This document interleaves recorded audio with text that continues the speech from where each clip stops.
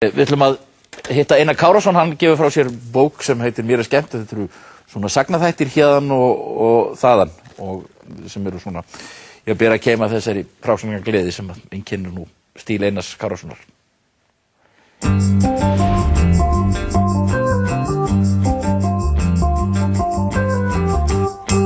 Einar, þetta eru nú svona frásagnir sem þú ert að setja saman hérna og þú kallar þetta æviskáldsögur. Getur skýrt það aðeins fyrir mér? Sko, menn alltaf að reyna að finna nafn á þetta. Halldór Laxness var í þessari aðferð að skrifa svona frá ýmsu úr sínu eigin lífi í styttri köflum. Hann kallaði þetta essay-róman. Og Guðbergur Bergsson, hann talaði skáldævisögu. En að því þetta eru nokkra sögur, þetta eru sögur í rauninni þar sem ég segi frá undir eigin nafni í fyrstu persónu og aðstæður og staðhættir og persónur eru bara undir sínum eigin nöfnum. En ég skrifa þetta samt eins og ég væri að skrifa skáldsögu eða smásögu. Þú fyrir vítt og breytt, þannig eru tveir nokkuð langir kaflar sem heita Háskólar mínir og þetta er náttúrulega tilvitnun í Maxim Gorki. Jú. Og hérna, en hverjir eru þínir háskólar? Ég var nú reyndar eitthvað örlítið viðlúðandi Háskóla Íslands, en þetta er ekkert um hann eða háskóla svona sem formlega stofnanir.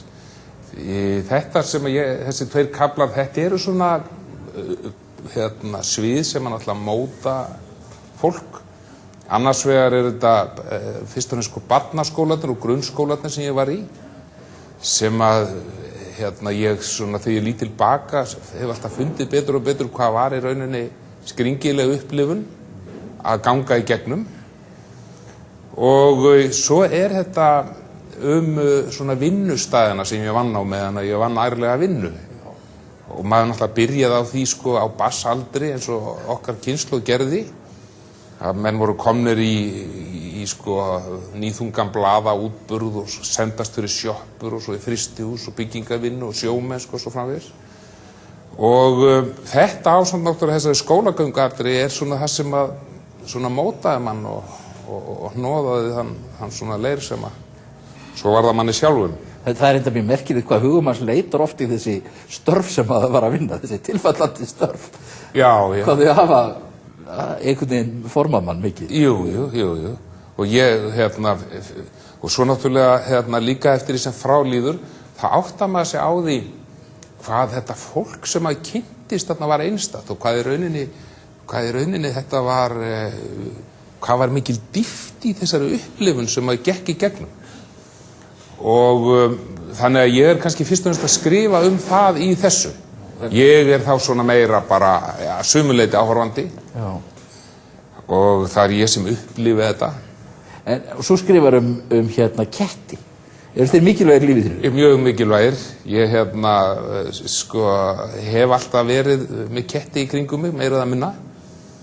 Og eins og ég segi frá þá voru við þegar ég var ósjálfbjarga smákrakki í foreldrahúsum. Þá kom þar kettlingur sem var svona álíka ósjálfbjarga og ég. Og hann ól mig mikið til upp, sá gæi, Eftir hálft ár, þá var hann orðinn fullorðinn slöttólfur sem barðist í myrkvuðum bakgarða og fór á fjörur við alls konar læður í hverfinu og barðist upp á líf og dauða og kom heim rifinn og tættur. En var mér geysilega mikil fyrirmynd og svona mikill sálufélagi minn. Ég var oft, hann svona gekk mér dálítið í bróðurstað, ég átti reynda fullt af góðum systrum. Já. Og seinna meir þá hef ég átt, hef ég svona tekið að með ketti, ég og mín fjölskylda. Og þeir hafa haft feikilega áhrif á mig og mótað mig mikil. Þannig að úr því að ég er með alla vinnustaði sem ég var á meðan ég gerði eitthvað í viti og úr því að ég er með svona skóla sem að mótuðu mig, þá fannst mér sanngjarnt að vera líka með kettina sem að einhver leyti ólum upp og svona gerðu mann allavega ekki að verri manni heldur en maður þó hefur orðið. Ég það nú meira að þú ferði yfir kvikmyndaferilinn og félagsstörf í rithöfundasambandinu. Nákvæmlega, og hér og þar. Það er með ýmislegt af þessu tagi að maður verður fyrir í rauninni mjög einkennilegum upplifunum. Maður hittir svo mikið af skrýtnu fólki, bæði til góðs og ills.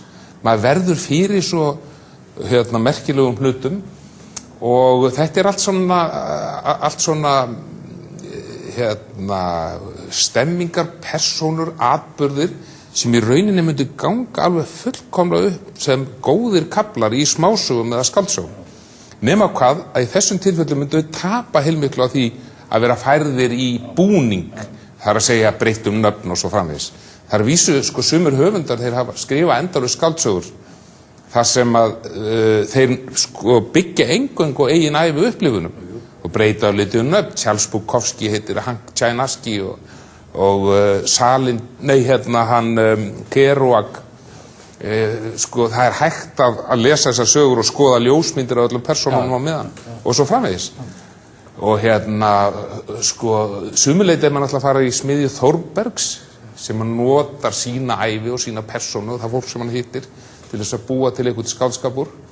Þarna er til dæmis sem eru kannski svona, það eru upplifanir sem að hafa svona lengst sett í mér er reynsla mín af því að fara á Litlahraun með Bubba Morthens sem ég gerði á aðfangadag 12 eða 14 sinnum. Bubbi fer alltaf þarna austur á aðfangadag með ykkur með sér og ég sem sagt var í hans föruneyti æði oft og að vera á þessum degi, á þessum stað og hitta það fólk sem það er í rauninni beggja vegna rimlana, vera í stemmingunni sem er á leiðinni austur, er í hópnum sem ég tilheyri á staðnum og svo aftur á heimleiðinni, að þetta eru svona atriði sem að ég til dæmis væri alveg sannfærður að myndu gera svakalega fín, myndu verða mjög fallega svona uppistaða til dæmis í kvikmynd eða skáldsögu, en að fara að dulbúa menn eins og Bubba Morthens eða aðra álíka litríka menn litríka menn úr hans föruneyti eins og einn sem var alltaf með okkur nema síðast því að þá var hann orðinn einn af vistmönnum á staðnum og þegar við fórum heim sem er alltaf mikill léttir á aðfangadag út úr ríkisfangelsinu og snérum áleiðis í jóladýrðina heima að þá var hann eftir til þess að fara inn í klefan sinn og láta læsa eftir sér. Og það var þetta sem að svona ég var með reyndar 2 skáldsögur í takinu en þetta var einhvern veginn það sem ég langaði til þess að gera. Ég langaði til þess að